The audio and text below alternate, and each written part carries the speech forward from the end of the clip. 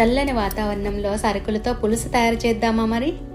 మట్టి పొయ్యి దగ్గర కూర్చొని పులుసు ఉడికినంతసేపు నానమ్మ చెప్పిన కథలు వినటం ఒక మధురమైన అనుభవం కదా.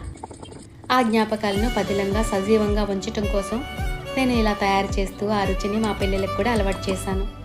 పులుసు తయారు చేస్తూ మన మాట కూడా వినిద్దామా మరి? వర్షాకాలం వచ్చిందంటే చాలు, నానమ్మ అమ్మకు ఈ సరుకులని మెత్తగా లేహిలా నూరమనేవారు. అప్పుడు అమ్మ అలా నూరిచ్చిన ముద్దతో నానమ్మ పులుసు తయారు చేసేవారు.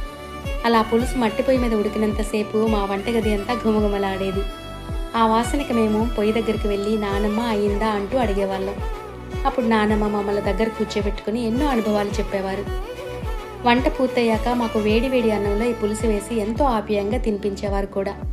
వర్షాకాలంలో ఇలా చేయటం శరీరానికి కూడా మంచిదే కదా అనిపిస్తుంది ఇప్పుడు. అయితే మీరు కూడా ఇలా తయారు చేసి ఆ రుచిని ఆస్వాదించేయండి మరి. ఇలాంటి మరిన్నో విషయాల కోసం మా ఈ క్రియేషన్స్ని ఫాలో అవ్వండి.